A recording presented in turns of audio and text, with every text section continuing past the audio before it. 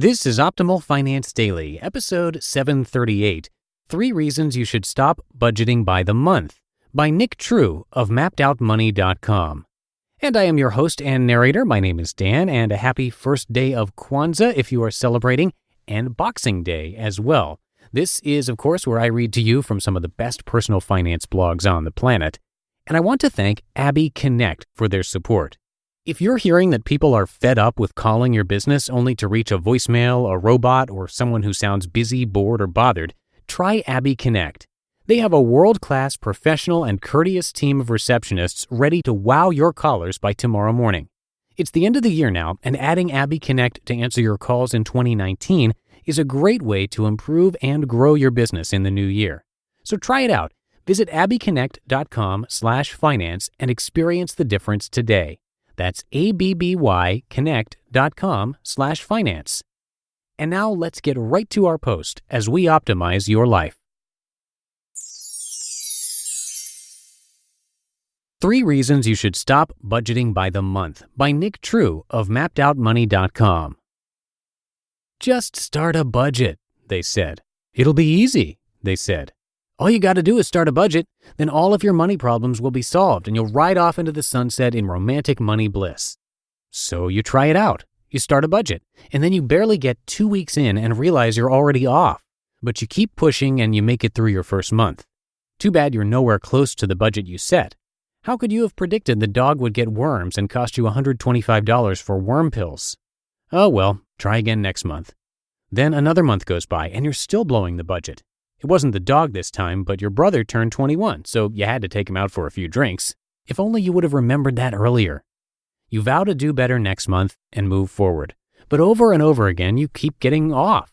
You're getting more and more frustrated because this budgeting thing isn't working like it's supposed to. You go on like this for another month and eventually just give up. Screw it. Budgets don't work for you. Does this sound familiar? I know because I've been there. Actually, I'm still there in a lot of ways. But it's not your fault. Sticking to a budget is actually very difficult. Unfortunately, a lot of financial gurus online don't talk about this. They want to pretend that doing money well is easy, and it's just not. The problem isn't that you just suck at managing money. The problem is that you're thinking about it all wrong. We're taught to think about our lives in terms of months. Every month, the rent is due, the utility bill is due, the cell phone bill, and on and on. Our financial lives default to a monthly basis. Yet it's detrimental to your financial health if you only think on a monthly basis. Here are a few reasons why. 1. You have uncommon large expenses.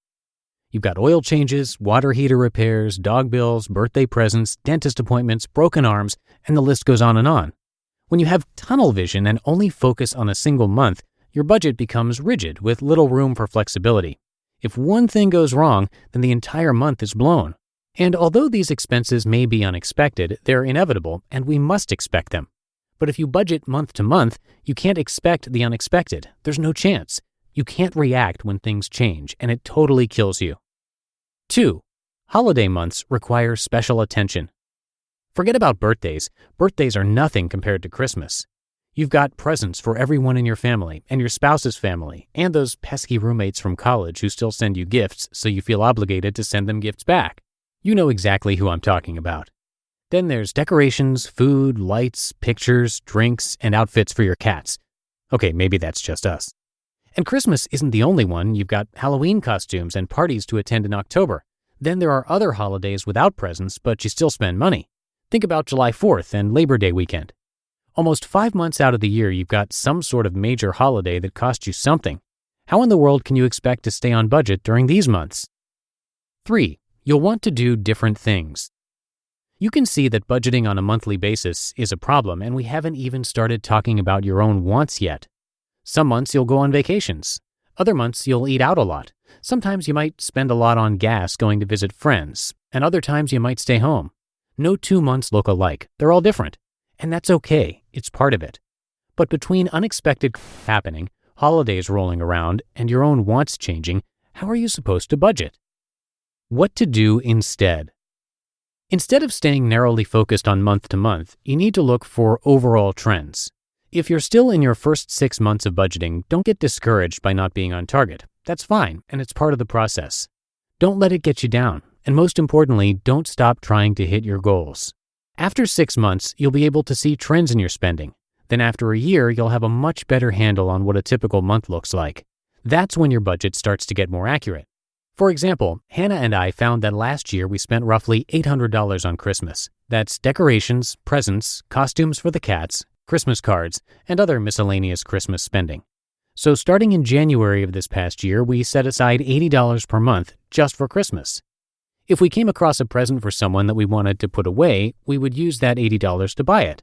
Then whatever is left at the end of the month went into a special savings account that is for Christmas only. This way, we will have plenty of money saved to start spending most of it in November and December. You can do this with all unexpected expenses, whether it's car repairs, holidays, birthdays, even medical bills.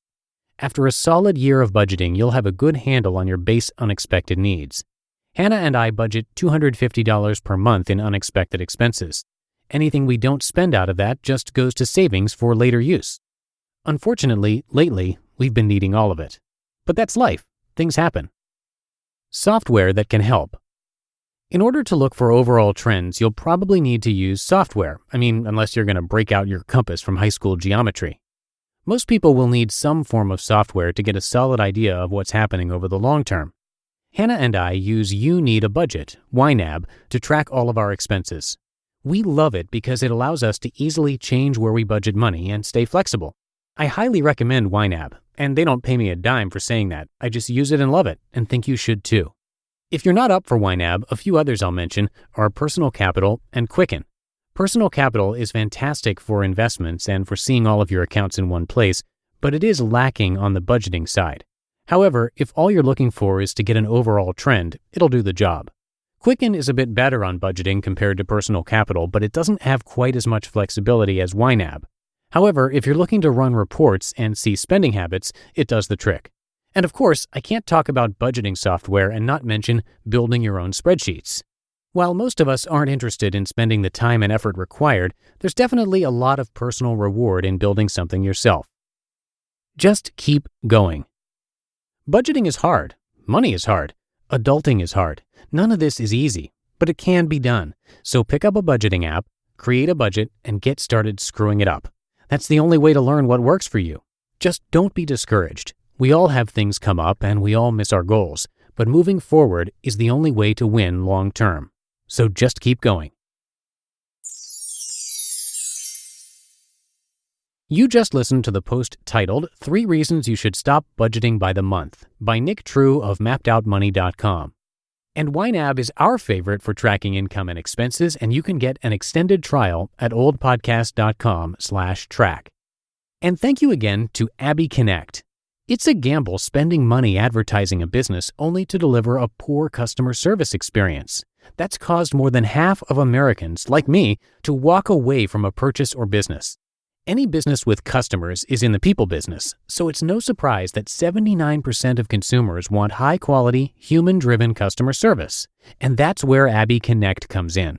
If you don't believe us, check out the reviews on Google. Hundreds of owners like you have thrived after using Abby Connect services. It's the end of the year, and adding Abby Connect to answer your calls in 2019 is a great way to improve and grow your business in the new year. Visit abbyconnect.com/finance to experience the difference with a free 2-week trial and $95 off your first bill. That's abbyconnect.com/finance for 2 free weeks and $95 off your first bill. And that's going to do it for another edition of Optimal Finance Daily. Thank you so much for being a subscriber and regular listener. You have played a huge part in keeping our podcasts going. Have a great rest of your day, a happy Kwanzaa and Boxing Day, and I will see you tomorrow where your optimal life awaits.